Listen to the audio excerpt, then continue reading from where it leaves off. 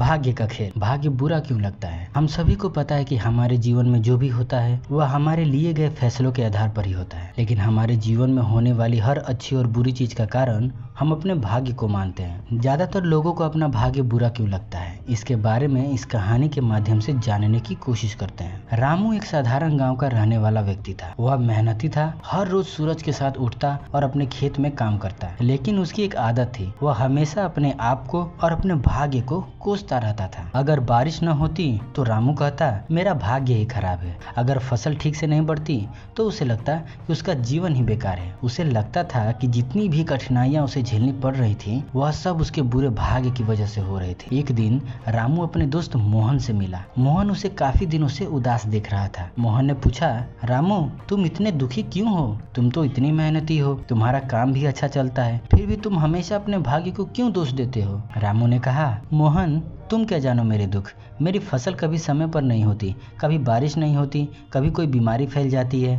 मुझे तो लगता है मेरा भाग्य ही खराब है। मोहन ने रामू को समझाया कि तुम्हारी किस्मत इतनी भी बेकार नहीं है जितना तुम समझते हो। रामू ने कहा, मोहन यह तो कहने की बात है, तुम मेरी समस्या समझ नहीं रहे हो। मेरी जगह पर होते तब तुम्हें पता चलता। मोहन ने मुस्कुराते हुए कहा, मैं तुम्हारी जगह पर तो नहीं हो सकता, पर मैं तुम्हें वह नजर दे सकता हूँ जिसकी तुम्हें जरूरत है। चलो रामू, आज मैं तुम्हें एक राजू की कहानी सुनाता हूँ, शायद इससे तुम्हारी सोच बदल जाए। मोहन की कहानी। बहुत समय पहले की बात है। एक छोटा सा लड़का था जिसका नाम राजू था। राजू भी तुम्हारी तरह हमेशा अपने भाग्य को बुरा मानता था। अगर स्कूल में अच्छे नंबर नहीं आते तो वह सोचता कि उसका भाग्य खराब है। अगर खेल में हार जाता तो अपने भाग्य को कोसता। एक दिन उसके गांव में एक साधु आए। साधु ने देखा कि राजू बहुत परेशान है। साधु ने पूछा, क्या बात है बेटा, तुम इतने परेशान क्यों हो? राजू ने कहा, मेरा भाग्य बहुत खराब है बाबा, मैं जो भी करता हूँ उसमें असफल हो जाता हूँ। साधु ने हंसते हुए कहा, क्या तुम्हें सच में लगता है तुम्हारा भाग्य खराब है? राजू ने कहा, जी बाबा, लेकिन बेटा अगर मैं तुम्हें एक ऐसा काम बताऊं जिस काम को अगर तुम करोगे तो मैं तुम्हें एक ऐसा मंत्र बताऊंगा जिससे तुम्हारा भाग्य एक हफ्ते में ठीक हो जाएगा। राजू को बाबा की बात पर विश्वास हो गया, क्योंकि बाबा कोई बहुत बड़े विद्वान पुजारी लग रहे थे। राजू ने कहा, ठीक है बाबा, मुझे क्या करना होगा? बाबा ने बोला, मैं तुम्हें एक काम देता हूँ, तुम एक हफ्ते तक हर वो चीज नोट करो जो तुम्हारे जीवन में अच्छी हो, तभी मैं तुम्हें वो मंत्र बताऊंगा। राजू को यह अजीब लगा, लेकिन उसने साधु बाबा की बात मान ली। अगले 7 दिनों में राजू ने देखा उसकी माँ ने उसके लिए स्वादिष्ट खाना बनाया, उसके दोस्तों ने उसके साथ खेला और उसे अपने स्कूल से तारीफ मिली। एक हफ्ते बाद जब साधु बाबा वापस आए तो उन्होंने राजू से पूछा, अब बताओ बेटा तुम्हारा भाग्य कैसा है? राजू ने कहा, बाबा मैं गलत था, मेरा भाग्य उतना भी बुरा नहीं है जितना मैं सोचता था। असल में मैं अच्छी चीजों पर ध्यान ही नहीं देता था, मैं हमेशा बुरी घटनाओं को ही याद करता था। साधु ने मुस्कुराते हुए कहा, यही जीवन का सच है बेटा, और यही वह मंत्र है जिसकी मैं बात कर रहा था। लोग अक्सर नकारात्मक घटनाओं को ज्यादा महत्व देते हैं और सकारात्मक घटनाओं को भूल जाते हैं। जीवन में उतार चढ़ाव होते रहते हैं, लेकिन हमें अपने अच्छे पलों को भी याद रखना चाहिए। रामू की जागरूकता। रामू ने ध्यान से मोहन की कहानी सुनी। उसे समझ में आया कि वह भी राजू की तरह अपनी जिंदगी में नकारात्मक घटनाओं पर ज्यादा ध्यान देता था और छोटी छोटी सफलताओं को नजरअंदाज कर देता था। वह भूल जाता था कि उसकी फसल कई बार बहुत अच्छी हुई थी, उसके परिवार में सब स्वस्थ हैं और वह खुद बहुत मेहनती है। उस दिन रामू ने ठान लिया कि वह अपने जीवन की अच्छी चीजों पर ध्यान देगा और अपने भाग्य को दोष देना बंद करेगा। उसने जाना कि असफलताएं सिर्फ जीवन का एक हिस्सा है और उनका यह मतलब नहीं कि भाग्य बुरा है। अब जब भी रामू के जीवन में कोई कठिनाई आती है वह उस कठिनाई को सीखने का एक मौका मानता है और अपने प्रयासों में जुटा रहता है। उसकी सोच बदल गई थी और उसे अब अपना भाग्य खराब नहीं लगता था। इस कहानी में हमें यह सीख मिलती है कि जीवन में बुरा और अच्छा दोनों होता है, लेकिन हमारी खुशियाँ इस बात पर निर्भर करती हैं कि हम किस बात पर ज्यादा ध्यान देते हैं। अगर हम सिर्फ बुरी घटनाओं को याद करेंगे तो हमें हमेशा लगेगा कि हमारा भाग्य खराब है, लेकिन अगर हम अपने अच्छे पलों को भी महत्व देंगे तो हमें जीवन खूबसूरत लगेगा। इस कहानी में बने रहें, क्योंकि इस कहानी का दूसरा भाग मैं आपको अभी बताने वाला हूँ। लेकिन उससे पहले इस कहानी से जुड़ी मैं आपको कुछ और उदाहरण देता हूँ जो बताएंगे कि लोग कैसी बुरी घटना पर अधिक ध्यान देते हैं और सकारात्मक चीजों को भूल जाते हैं। वीर और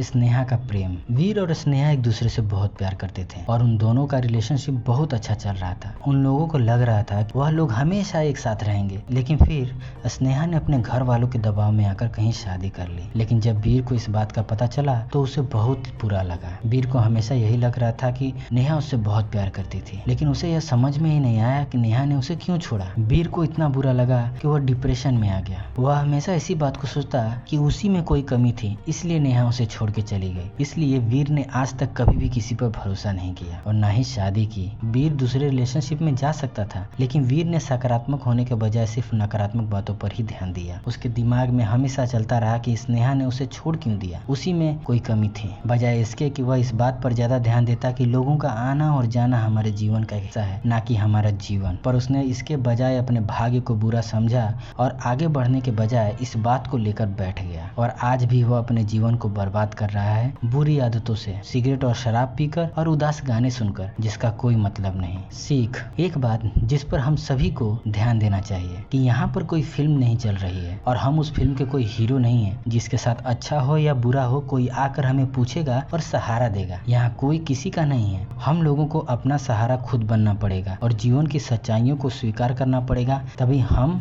और आप जीवन में आगे बढ़ सकते हैं। सुधा की कहानी भी जान लीजिए। सुधा एक बड़ी कंपनी में काम करती थी। उसकी मेहनत और ईमानदारी की सभी तारीफ करते थे और उसने कई बार कंपनी के बड़े बड़े प्रोजेक्ट सफलतापूर्वक पूरे भी किए थे। लेकिन एक बार एक प्रोजेक्ट में देरी हो गई और उसके बॉस ने उसे एक फीडबैक दिया। उस दिन से सुधा हमेशा इस छोटी सी आलोचना के बारे में सोचती रहती और उसे लगता कि वह एक अच्छी कर्मचारी नहीं है। सीख। सुधा ने अपनी अब तक की सारी सफलताओं को नजरअंदाज कर दिया और केवल एक छोटी सी असफलता पर ध्यान दिया, जिससे उसका आत्मविश्वास कम हो गया और वह अपने अच्छे कामों की सराहना करना भूल गई, जबकि उसे अपनी सभी सफलताओं पर गर्व होना चाहिए था। अब तक आपने इस कहानी में यह जाना कि लोग कैसे अपनी सकारात्मक बातों पर बिना ध्यान दिए सिर्फ नकारात्मक बातों पर ही ध्यान देते हैं और अपना जीवन खराब कर लेते हैं। पर रामू अपने जीवन को बदलने वाला था। इस दूसरे भाग में हम जानते हैं कि रामू अपने जीवन को कैसे बदलने वाला था। वो अपनी परेशानियों को कैसे सकारात्मक तरीके से सोचकर उन परेशानियों को हराने वाला था। भाग्य का खेल भाग 2। यह भाग इस कहानी का आखिरी भाग है जिसमें रामू अपने कठिनाइयों को हराने वाला है। इसे ध्यान से सुनिएगा। रामू की जिंदगी में मोहन की कहानी सुनने के बाद एक बड़ा बदलाव आया। उसने अब नकारात्मक चीजों पर ध्यान देना बंद कर दिया और यह समझा कि जीवन में सकारात्मक चीजों पर ध्यान देना भी मायने रखता है। लेकिन कहानी यहाँ खत्म नहीं हुई। असल परीक्षा तो तब हुई जब रामू के जीवन में फिर से कठिनाइयाँ आई। पहली कठिनाई सूखा और संघर्ष। कुछ महीने बाद गांव में सूखा पड़ गया। रामू की फसलें फिर से बर्बाद होने लगी। दूसरे किसान भी निराश थे, लेकिन रामू ने इस बार हार मानने की बजाय कुछ नया करने का सोचा। उसने अपने खेत में बोरवेल करवाने का निर्णय लिया ताकि पानी की कमी ना हो। यह काम आसान नहीं था, पैसे की कमी थी और गांव के लोग उसे हतोत्साहित कर रहे थे। लेकिन रामू ने सोचा, मैं फिर से भाग्य को दोष नहीं दूंगा, मैं मेहनत करूंगा और इस समस्या का हल निकालूंगा। उसने अपने पास की बचत का इस्तेमाल किया और बैंक से कर्ज लेकर बोरवेल खुदवाया। थोड़े ही समय में उसकी फसलें फिर से हरी भरी हो गईं। जिन किसानों ने उसका मजाक उड़ाया था वे सब उसकी तारीफ कर रहे थे। सीख। जब लोग मुसीबत में होते हैं तो वे अक्सर अपने भाग्य को दोष देते हैं और हार मान लेते हैं, लेकिन रामू ने परिस्थितियों को बदलने का प्रयास किया और अपने भाग्य को सुधारने की कोशिश की। दूसरी कठिनाई परिवार की जिम्मेदारी। कुछ समय बाद रामू के पिता बीमार पड़ गए। घर का सारा खर्च रामू पर आ गया। रामू के पास इतने पैसे नहीं थे कि वह अपने पिता का महंगा इलाज करवा सके। फिर से उसके मन में नकारात्मक विचार आने लगे। क्यों मेरे साथ ही ऐसा होता है? मेरा भाग्य हमेशा मुझे ही धोखा क्यों देता है? लेकिन फिर उसने मोहन की कहानी को याद किया। उसने खुद से कहा, नहीं, मुझे अपने भाग्य को दोष नहीं देना चाहिए। अगर मैं कोशिश करूंगा तो कोई ना कोई रास्ता निकलेगा। उसने अपनी बहन से मदद ली और गांव के कुछ दोस्तों से भी आर्थिक सहायता मांगी। धीरे धीरे रामू के पिता की हालत बेहतर होने लगी। रामू ने महसूस किया कि परिवार और दोस्तों का साथ ही असली धन है। उसने कभी सोचा भी नहीं था कि लोग उसकी इतनी मदद करेंगे, लेकिन उसकी सकारात्मक सोच और रिश्तों की संभालने की काबिलियत ने उसे इस मुश्किल घड़ी में मजबूत बनाया। सीख।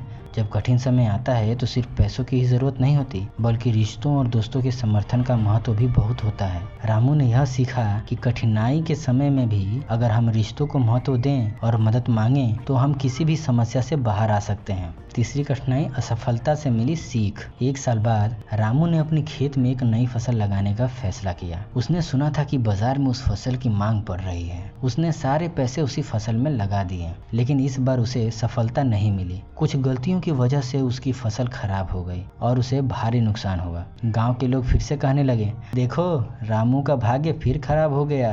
रामू को थोड़ी निराशा तो हुई, लेकिन इस बार उसने अपनी असफलता को अलग नजरिए से देखा।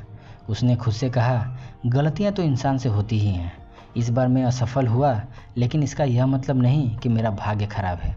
इसका मतलब यह है कि मुझे अपनी गलतियों से सीख लेकर अगली बार और बेहतर करना होगा। रामू ने इस असफलता को एक सबक माना कि अगली बार वह इस फसल को लगाने से पहले और अधिक जानकारी इकट्ठा करेगा और अच्छी तरह से तैयारी करेगा। उसने अपनी असफलता के लिए भाग्य को दोष नहीं दिया, बल्कि उससे सीख ली। सीख। असफलता हमें सिखाती है कि हम कहाँ चूक गए। अगर हम इसे एक सीख के रूप में स्वीकार करें और अपने प्रयासों को बेहतर करें, तो हम असफलताओं से भी सफलता की राह निकाल सकते हैं। कहानी का अंत। आज रामू गाँव के सबसे सफल किसानों में से एक है। उसने सूखे, बीमारियों और असफलताओं के बावजूद हार नहीं मानी और वह अब लोगों को समझाता है कि भाग्य को दोष देने से कुछ नहीं मिलता।